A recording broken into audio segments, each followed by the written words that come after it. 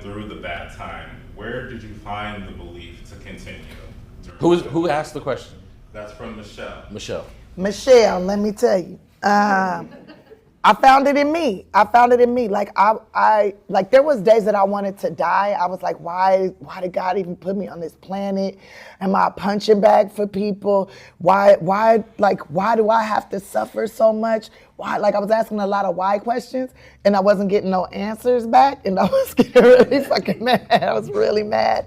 And then one day, like I started recording my questions to myself, like the questions that I was like asking God or asking in general. Started recording it on a tape recorder, and then I would play it for myself the next day, and I would have those answers, right? I would have the answers, like, and maybe those answers might not have been the right answer, but it was enough for me to move forward. It was enough of an answer to move forward. Like, why is everybody so mean to me? Like, because at that time, it was a lot of people that was mean to me, and I didn't understand it. And then the next day, my answer was, because you have something really great. Just figure out what that is, right? And then I saw a video of them making a diamond out of peanut butter and charcoal. And I thought to myself, well, I'm the charcoal, and I'm going to have to get really hot, and it's going to be painful. Things are going to be painful. But then somebody gonna put me in some peanut butter, cool me off. And somebody gonna wash me off, and I'm gonna be a diamond, or I'm gonna look like a diamond at least. And then I just started trying to like. Also, I use my imagination a lot too. Like I would be in my car, and I would just imagine that I'm in in one of them sleep deprivation chambers or whatever. I'd be like, yeah, I'm rich. I'm in one of those chambers right now. Just imagining, like I would use my imagination all the time, and I still use my imagination all the time. Like people like try to hurt me, try to take things from me. And I just imagine that they're just miserable over there, just all looking like evil witches with long nails where they can't even wipe their ass. And just, I just be imagining that they're suffering in some kind of way, and that's why they're trying to hurt me. And then I just send I send a little love energy. I imagine I'm sending them a little bit of love, a little bit of joy, and then I just hope that in that love and joy, I hope they get like a chronic yeast infection that they can't cure. I hope that they crotch itch for 2 years straight. And no matter how much they scratch, it's never satisfied, and that makes me laugh. It also.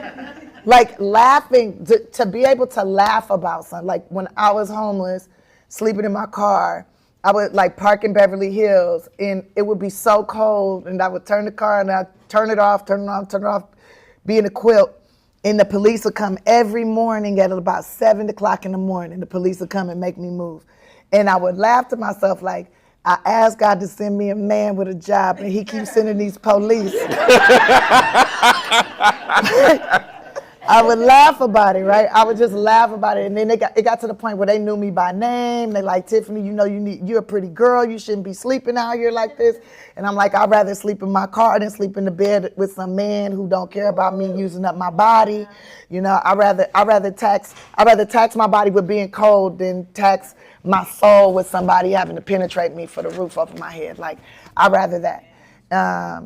Because I had been through enough already at that point. I'd been violated, and I had no control over what house I was sleeping in. I had coming from foster care, you don't have no power. Like, and when I think about it, and somebody said this to me, I think when I was like 21 or 20, they said, the hardest time of your life is over now. The hardest part of your existence is over. Now it's all up to you. The hardest time of your existence is when you're a child and a teenager, because you really have no say so. Now everything is however you want it to be, however you decide, however you paint it. And people will challenge it, and you're supposed to be challenged so you can want better for yourself. If you don't want better for yourself, you won't do better for yourself. So, it was hurting a lot. Hurt a lot. Took a lot of ibuprofens. But I just start using my imagination. I feel like imagination, God give you that for a reason. That's where I think we wouldn't have chairs, we wouldn't have these tables or pens or nothing if people didn't have their imagination and a little bit of suffering to go like, we need to make something to fix this. Like, I need to come up with something.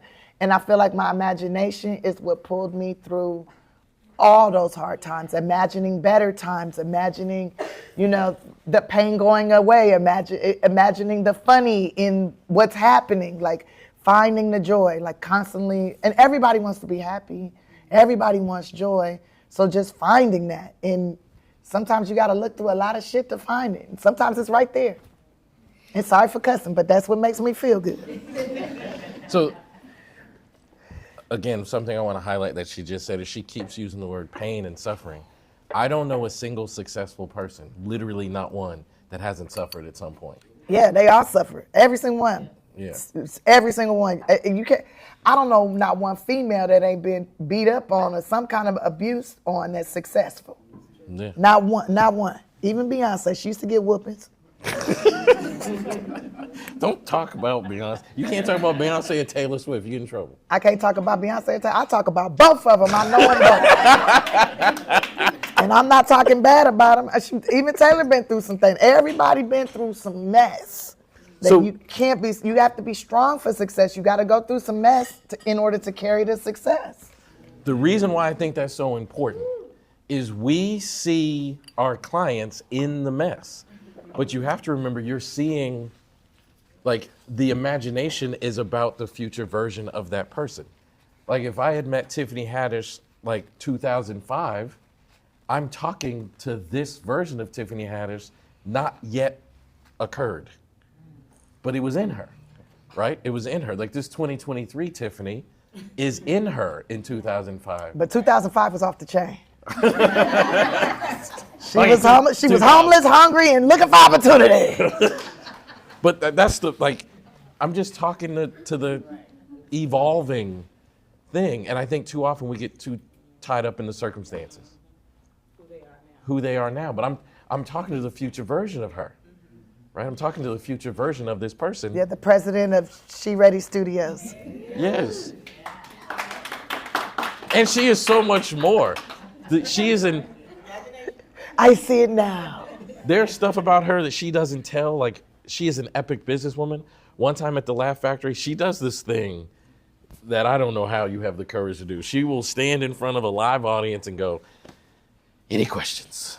And I'm like, shit. Like, this could go all... And I'll never forget, this one woman raised her hand. Tiffany says, "Yes, ma'am, you?" And she starts to get emotional. She says, "I don't have any questions, but I just want everybody in this room to know that I'm a teacher at some school district somewhere in LA.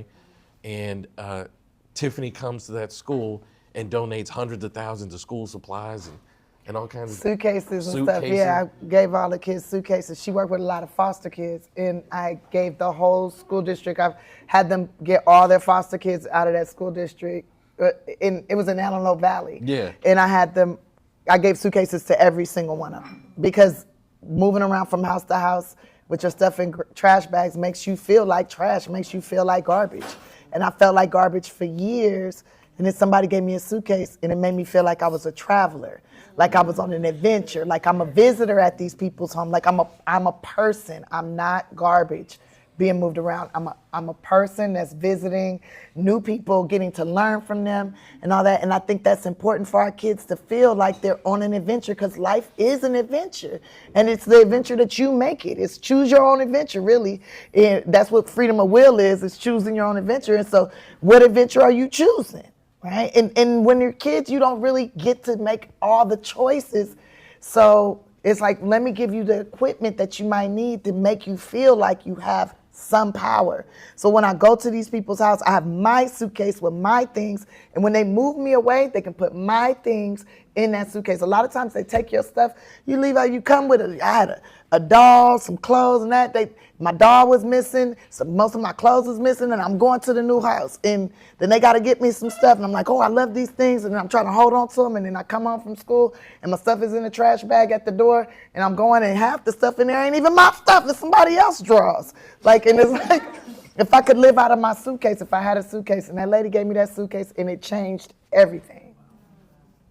See, if I met Tiffany way back then, I'm meeting someone that would one day give suitcases to every single kid in this particular school. Yeah, and we give more than suitcases now. We do even more than that. My point, like, she doesn't ever talk about it. She just does it. She just does it. And I think, like, people often say about solution-focused brief therapy, like, you can't make a difference in someone's life. Her life changed by one person giving her a suitcase. It changed everything because it changed the way they define themselves. Like, I know I keep saying this, but be that in a person's life. It is literally a decision. Like, you just have to go into every session. I'm just going to believe in this person. Yeah, somebody could change your life, mess your whole world up in just a minute. Like, you could be eating the ice cream, enjoying your ice cream, enjoying the day, and somebody could just walk up, smack that shit out your hand and go, life does that to you, and walk away. And forever you thinking somebody always going to smack something, they're going to take it away. They're going to take it from me. They're going to mess it up. My favorite things, like you start hoarding and everything. My experience. I'm over it now. I'm over it now. And I'm just saying, like, and I don't even know that person's name. I know what the back of their head look like, though. If I ever see the back of their head ever again, I swear I'm going to smack them in the back of their head. Life will do that to you. Shoot. I don't know who this person is either, but I feel bad for them. Yeah. If I ever run into them again, I swear to God, I got to know the back of their head. That's it. As soon as I see the back.